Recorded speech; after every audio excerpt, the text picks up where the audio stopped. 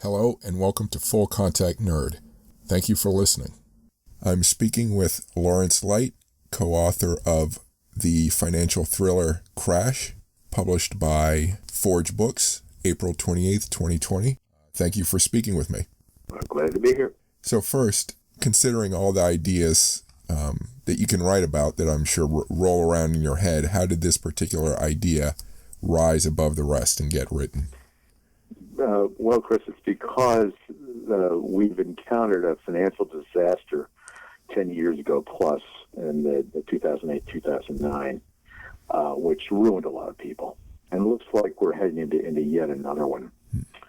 When we wrote Crash, we wanted to talk about that, but it's just not a dry economics textbook. As a matter of fact, it's a thriller, of course, and it's about some evil Wall Street people and how they're trying to make the economy take a tumble, and they can profit from it. So, and of course, there are those who say that's not too far from the truth. Right. So we had some ready-made villains and a real world catastrophe. Of course, we had no idea that COVID was going to come along when we wrote it, but certainly we had the financial crisis of 2008, 2009, well in hand. During that time, by the way, there were some really nasty, underhanded things going on, and a lot of ordinary people, investors, lost a lot of money, lost a big chunk of their life savings.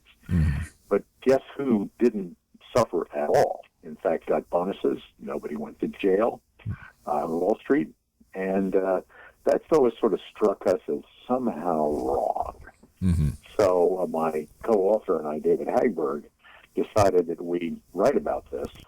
We, of course, put in the trappings of a thriller with bad guys running around with guns and computer worms that were intent on crashing the world's stock exchanges to tip things into the Second Great Depression. And that, of course, is the tension of the book, as with any thriller.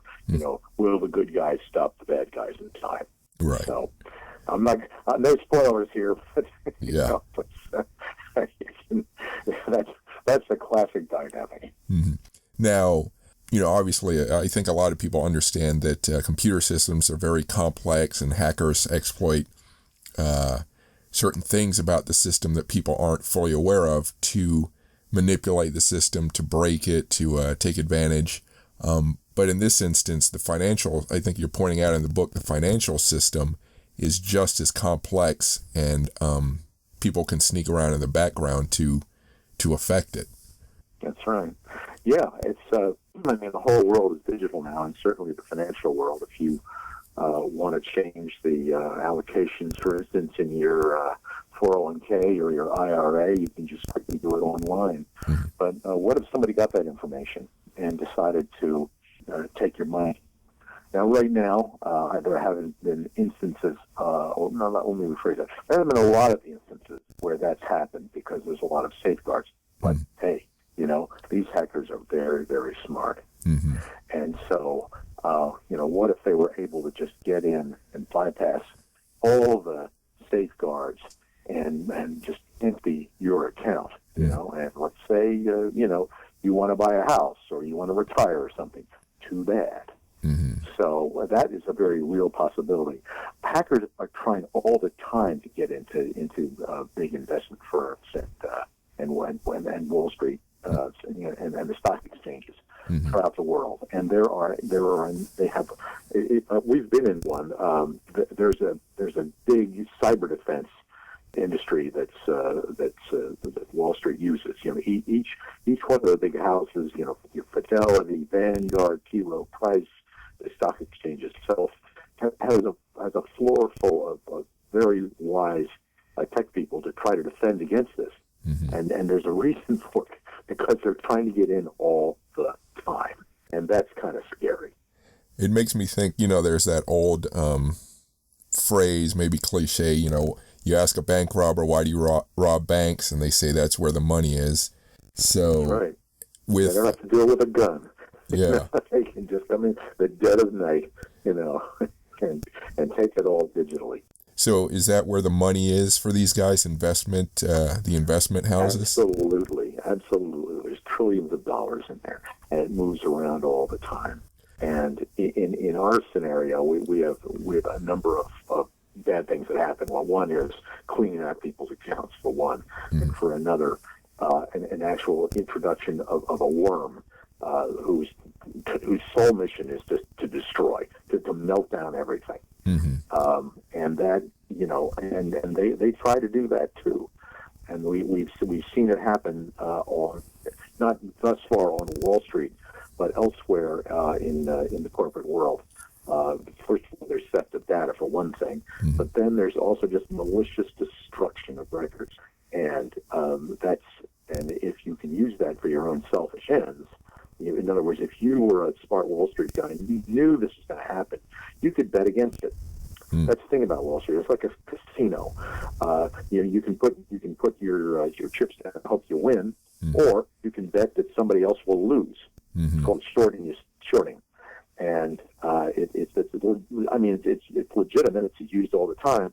But what if somebody, as I say, had foreknowledge that something terrible about to happen because they engineered it and took advantage of that, and then everybody else would be poor, but they'd be rich. And not trying to be political, but in the news, I could think of politicians knowing about the virus and its effects, and the whole scandal of, did they sell their stocks because of this? So yeah, they claim they didn't. No, we're just cleaning up our account. Yeah, my ass. Please. I mean, these people were in Congress. They knew something bad was about to happen. And you can make moral judgments about them, and I do all the time. I mean, you can try to excuse it, but I'm sorry, that's just not good at all. Yeah. So tell me about. So I'd seen your bio that you're pretty experienced in all this in financial matters, but can you tell me for this particular novel, what additional research you did to help write it? Right. Well, I had a co-author by the name of David Hagberg, who has had a long, successful career of writing thrillers, nothing to do with finance, but a nuclear weapon, for instance, is on the loose. Most recently, there's a plot to bring down tall New York buildings. You may have seen them. They're very slender, and billionaires live on them. And they're the tallest buildings in the sky now, except for the New World Financial Center and the Empire State Building. But David loves to construe these plots. And in fact, David had a book out before 9/11 about a plot by bin Laden to wreak mass destruction on the United States. So he was very prescient, and he thought, what if there were some financial catastrophe? And we happen to have an agent in common, and she put us together. And my background is I'm a financial journalist. I've also written 4 books. I'm a novelist, and they've been on financial themes. But I've worked for the Wall Street Journal and Forbes and Business Week. And now I'm at a magazine called Chief Financial Officer. So I already knew a lot about this world. I've been writing about it for many years now. And David didn't, but I introduced him to it. And for instance, I took him to the floor of the New York Stock Exchange, which if you've ever done it, it's a trip. It really is something. And he was just mesmerized. And we went to a T. Rowe Price's cybersecurity center. T. Rowe Price is a big asset manager there, mutual funds and the like. And then we talked to a couple of investment bankers, the people who do the deals, mergers, stuff like that, the like, and a broker. So we got a taste, and he got a taste of what these folks are like. And what they're like is, they're a diverse group, but some of them are, really rollicking types. Others are very straight-laced.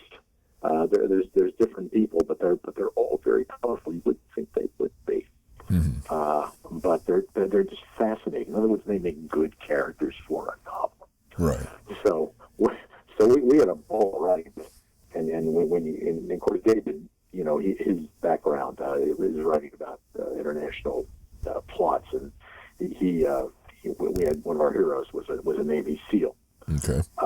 Who was trying to stop the bad guys, and of course the bad guys, they need muscle, so they turn to the Russian mob for it. And David happened to know a lot about that. And I also happen to have a military background. I'm a lieutenant colonel in the Army Reserve, so we had a lot of overlap. Okay. And which made it fun to write. I'm speaking with Lawrence Light, co-author of the financial thriller Crash. You can find more information at lawrencelight.com. Please rate this podcast on whatever podcast feed you're listening to it on. These ratings go a long way in increasing my listenership. Please sign up for my newsletter located at crisalvarez.com or fullcontactnerd.com. Please post your comments about this podcast or the episode on Facebook at Cris Alvarez FCN or on YouTube at Cris Alvarez. You can contact me directly on Twitter at Cris Alvarez FCN or on Instagram at Cris Alvarez Sci-Fi. If you like military history, please listen to my podcast Military History Inside Out, located at warscholar.org and militaryhistorypodcast.com. If you like outer space business, technology, and policy, please listen to my podcast Spacewalks Money Talks, also located at spacewalksmoneytalks.com. I appreciate any support you can give me. Now back to the podcast. What are some of the things out there that sort of inspired or maybe or sort of a template for this novel? Any kind of books, music, TV, movies? Sure. Well, if you, I don't know if you watch Billions on Showtime. It is a very good program about fictional, but based on fact, about a really, shall we say, ethically challenged hedge fund chieftain. And hedge funds make they make bets in the market. They're the people that are going to go in and short something, expecting it to fall. And that is loosely drawn on a real life character named Steve Cohen, who has ran into trouble with Washington regulators who claimed that he was doing things that were on the other side of what was legal. So we had that in mind, and of course the whole mess that came out of the financial crisis, and it was just amazing. For instance, Goldman Sachs, which is arguably the most prestigious investment bank on Wall Street, it's been around since the 1800s.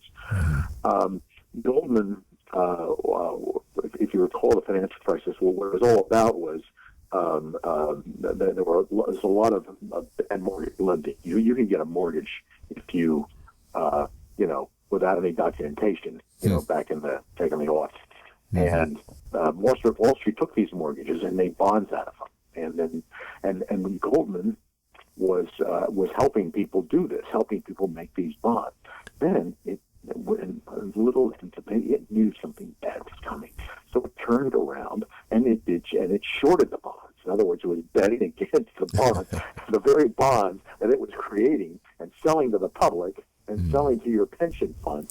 Then they turned around and they were betting that they were going to go into the toilet. Oh, boy. So they benefited both ways.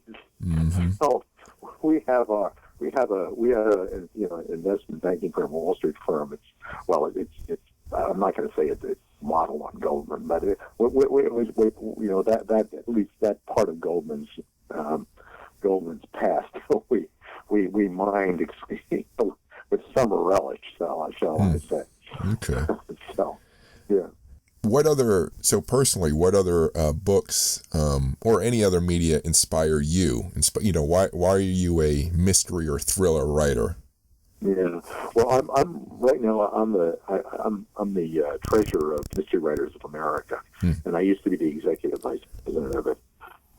And my wife and I would read. Well, we read a lot of things, but we read predominantly mysteries and thrillers because we're into it. My wife also is a published author, and so we know a lot of people who write mysteries, and we go to a lot of the offense. And so for us, mysteries and thrillers are just fun to read, but also, some of the best of them have something to teach you. Mm-hmm.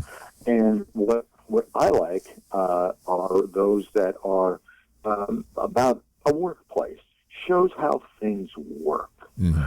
So in the case of David's and my book, Crash, we were talking about how Wall Street works and the different sort of people in there, and how it is I'm not going to go too far and say cesspool, but there are people there that are not really on the up and up. Mm-hmm. Yeah, of course, most are honest and so forth, but as you pointed out with your Willie Sutton allusion, that's where the money is. Mm-hmm. So there are people around there saying, "Oh, gee, there's a big pot of money here. Some clowns are actually buying mortgage bonds. Some of them made up with mortgages from people that don't have any money, and they're on the brink of defaulting and not paying their mortgage payments every month. And when that happens, the bonds are going to collapse."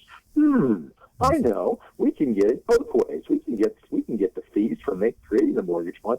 Then we can turn around and short them. And when they go down, we'll make money that way too. Mm-hmm. So you find, and to me, that is the essence of a good plot. Yeah. And as a mystery lover, I'm always looking for a good plot. Mm-hmm. And there are so many good people out there, like Lee Child, like Michael Connolly, who are terrific at spinning things that take ordinary life and explaining something you don't know about, which is what we wanted to do in Crash. Mm-hmm. And you should know about because it's interesting and it affects your life. Mm-hmm. And creating good fiction out of it, which will teach you something. Mm-hmm. And also entertain you along the way. What was that? Do you recall the first thriller or mystery you ever read? Yeah. I think, well, I really, of course, a lot of the, when I was a kid, I read Sherlock Holmes and the like. But early on, there was a guy named Paul Erdman, who in the late 70s and 80s wrote financial thrillers. There was one called The Silver Bears. One was called The Crash of '82, written before 1982, obviously, and that resonated. And he was a bestseller. The reason was that the 70s and the 80s were times of economic turmoil. Mm-hmm. There was high inflation. There was high unemployment. And it was everything was kind of just a mess. So, and we got a taste of that with the financial crisis. Mm-hmm. And ever since, we returned to prosperity in the 10 years since the financial crisis, but it's sort of been uneven. The economic growth hasn't been too great. Mm-hmm. And now we've got this mess on our hands. Mm-hmm. So we, of course, we couldn't predict that, but we did think that something bad was going to happen. Mm-hmm. I try not to be a pessimist, but, sometimes you look around and you're saying, my God, some of these companies have taken on so much debt. Mm-hmm. How can they continue? And we're finding out right now that some of them took on too much debt, and they're going to have a big problem. Mm-hmm. We're talking about defaults on loans. We're talking about bankruptcies. We're heading into, unfortunately, a bad economic time. Mm-hmm. So this, to go back to Paul Erdman, he was writing about all this back in the day, and he wrote it out very, very well. Mm-hmm. So he was one of the earlier ones that I wrote, and it just so happens that my editor said, "Well, I'd like to think of you as the new Paul Erdman." Okay, that's a high compliment. So I hope I can fill Paul Erdman's shoes, or at least half his shoes. But still, he showed me way back when I was young. Mm-hmm. That there's a lot of really interesting stuff going on in the world of big time money and finance. Oh, yeah. Do you do anything out of the ordinary to finish your works, to write your drafts, roughs, or finals? Yeah, the process. Well, and writers do all sorts of things. There's I'm sure you've heard there's two types. There's plotters and there's pantsers. Yep. And plotters are like Jeff Deaver, another best-selling author who's a good friend and a wonderful author. And Jeff, he does meticulous chapter-by-chapter outlines that are like 75 pages in length. In other words, like a quarter of his novel's word count. Mm-hmm. And then there's the pantsers, meaning by the seat of your pants. Mm-hmm. Who just look they know how to start, they know where it's going to end up probably, but as they say that the characters tell them to do. David and I when we did Fresh, we were more we were sort of an amalgam, but we knew what was going to happen along the way, but we'd outline a few chapters ahead of time. And we did go back and revise. You always have to revise because the plot goes in not quite in the direction you thought it would, and you have to clean up some things to make sure that all the bores are nailed down and all the pipes fit. So that was our process. Sort of this bastard kind of amalgamation of pantsers and plotters. So. Considering all the different things you could include in this book, were there parts, and you don't have to go into detail, but were there parts you guys had to edit out for whatever reason? Yeah, let's think. I suppose we were, the thing with a thriller is you wanted to move very quickly. Mm-hmm. And at the same time, you want to describe the world that you're operating in.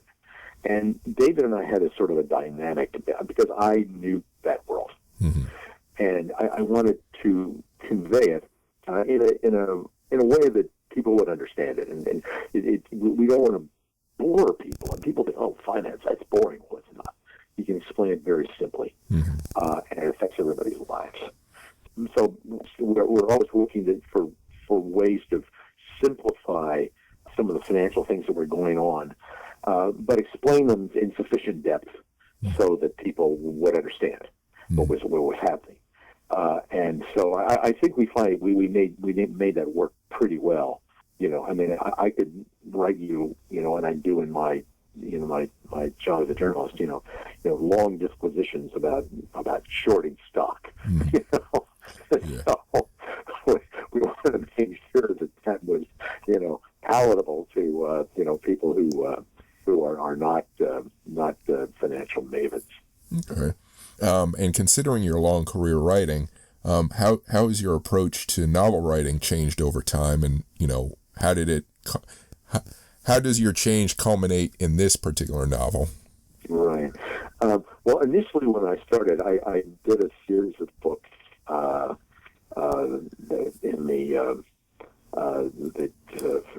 were in the late aughts. That were about a financial journalist like myself. Mm. And I made them, I'm not going to say that they were humor books, like Janet Ivanovich's books, mm-hmm. The Stephanie Plum series you're probably familiar with. But I wanted to put elements of satire in there. And as time went by, I decided, you know what, that's sort of, that may have worked then, but I wanted to become more serious. Mm-hmm. And there's elements of humor, of course. You want some of that. You want to be. I redid the balance a bit. Mm-hmm. They say a thriller is like a roller coaster ride, and you'll hear alternately, screaming and laughter. So I ratcheted down that laughter a bit and amped up the screaming. So, and David was very helpful with that because he had people screaming for years. Do you think so? When people read this, will they come away from the novel feeling very scared, or more? How will they come away? What are you trying to impart to them? Well, they'll come away without giving it away. Mm-hmm. They'll come away feeling hopeful because in most thrillers, not all, most mysteries, the good guys win, and there's some question, will they? I mean, they're going up against, tall odds. Mm-hmm. We have a hero and a heroine. Our hero, of course, is a Navy SEAL. He's very adept at gunplay, beating the hell out of people, mm-hmm. and figuring out where the bad guys might be hiding. And his girlfriend, who was kidnapped by the bad guys, she is a computer expert. She mm-hmm. is a cybersecurity expert for a very large investment bank, which just so happens to be at the center of this horrible plot. Mm-hmm. And she discovers this. But she also discovers the way to thwart it. So the bad guys want her out of the way. Mm-hmm.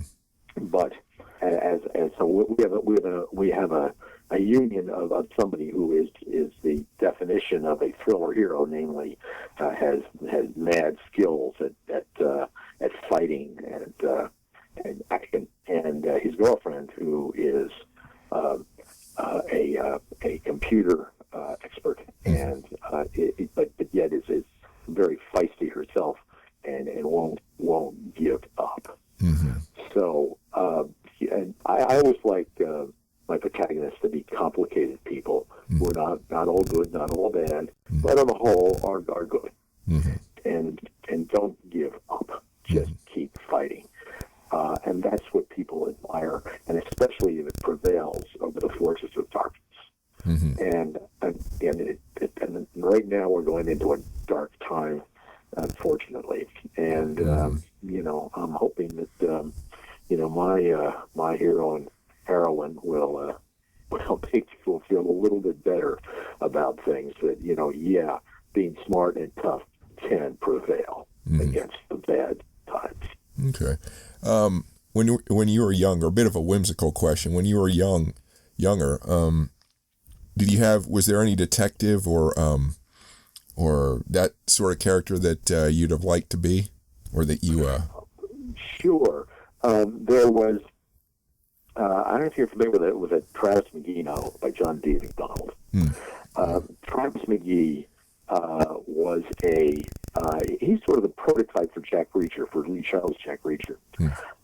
He was a real tough guy, and he lived on a houseboat near Miami, and which he won in a poker game. So we call it the Busted Flush.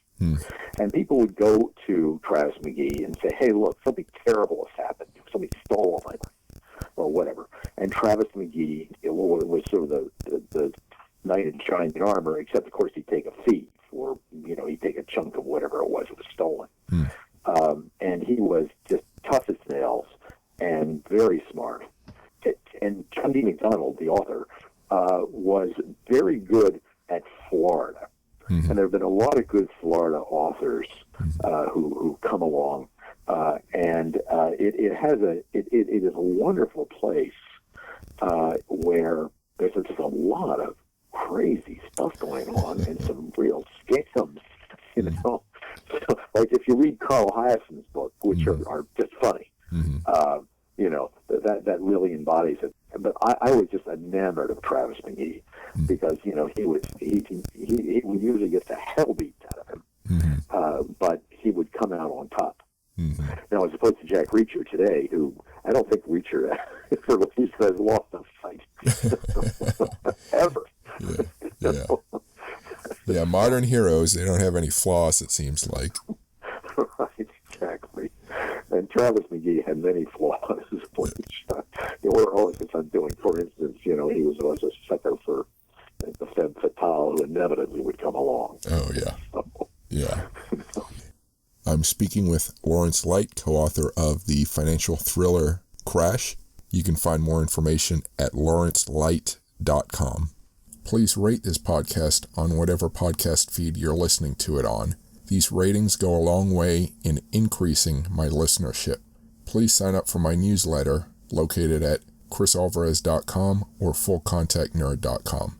Please post your comments about this podcast or the episode on Facebook at Cris Alvarez FCN or on YouTube at Cris Alvarez.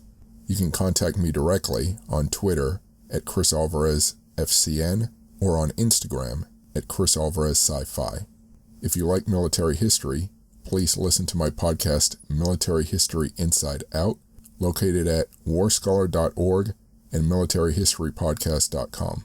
If you like outer space business, technology, and policy, please listen to my podcast Spacewalks Money Talks, also located at spacewalksmoneytalks.com. I appreciate any support you can give me. Now back to the podcast. So, did you have any difficulties finishing the book or getting it published? Not at all. We sold it pretty easily. What we wanted it to Bob Gleason, our editor at Forge, wanted it out as soon as possible. Mm-hmm.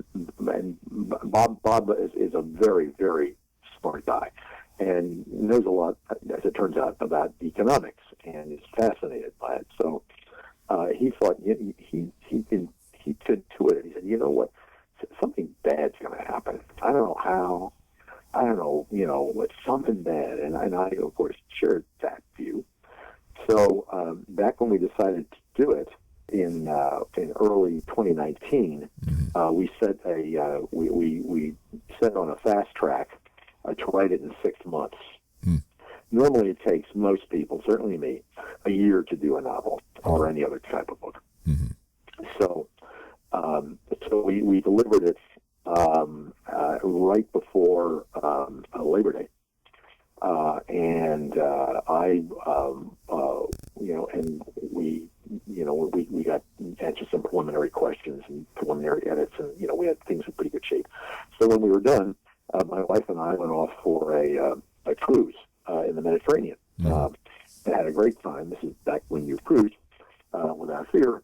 And when we flew back to the United States in mid-September, my editor Bob Gleason he got me on the phone, and I saw Bob had called me as soon as I could turn my cell phone on, and he told me that David Hagberg had died, which is a real blow. And he'd had a heart attack. He seemed to be in great health to me, but who knew? But at the least, we had the book done. So I was, and P.S., I was going to have a book party, which we had to cancel, obviously. And I was going to use it as it's hard to be a tribute to David Hagberg. Yeah. That is pretty sad, but at least he could get this last project out with you. Right. At least he finished the book. Yeah. I wish you were here still. Yeah. So what's your next current or next writing project? Well, we'll see whether we want to do a sequel to this. We got a good hero and heroine, as I say, and I want to write about keep writing about Wall Street, because there's just a lot of stuff there, and there is this wasn't always the case, but there is now an audience for this, because people see that, my goodness, bad things have been happening in my money, and I'd like to know why. Yeah. So that or something along those lines. I'm talking to my agent about what our next steps will be. So hopefully, one thing or another. But I do want it to be about the dark canyons of Wall Street. Yeah. Help protect people if you can. Yeah. Yes. Indeed. Where can people find you online? Do you have a webpage or social media? Yes, it's lawrencelight.com. LAWRENCELIGHT.com. Okay. I'm known as Larry, and Lawrence is what my mother would call me when she was angry at me. But I decided it's a better author name. Okay. So. Yeah. How often did she use Lawrence with you then? Too often. All too often. Yeah. I was a wise ass kid. I have a feeling all mystery writers or thriller writers are kind of that way. I just get that impression. You're right. Yeah. All right, so that's all the questions I have. Do you have any final thoughts or words? Yeah, it was a lot of fun, and to write our book Crash, David Hagberg and myself, but along the way, we did think that we were contributing to what one might call the national conversation, which is a highfalutin, snotty way of simply saying, writing about something that is important to people that they should know about. Mm-hmm. And that's what Crash is all about. It's telling people about how Wall Street works, how it can work for you, how it can work against you, and what the odds are that the forces of righteousness will prevail over the forces of evil. Mm-hmm. And that's the essence of a thriller. Cool. Well, thank you very much for speaking with me. Sure. Okay. It was a lot of fun. Thank you for listening. You can find more interesting information like this on CrisAlvarez.com or FullContactNerd.com. You can also find the podcast on your favorite podcast feed under the title Full Contact Nerd. That includes Apple Podcasts, Stitcher, and Spotify. Please remember to rate this podcast. It really helps. We're on Instagram at Cris Alvarez Sci-Fi, on YouTube under Cris Alvarez, on Facebook under Cris Alvarez Full Contact Nerd, and on Twitter at Cris Alvarez Full Contact Nerd. Don't forget to sign up for my weekly newsletter where I recommend newly published books. The subscription box is on my webpage. Thanks for listening, and keep imagining the past, the present, and the future.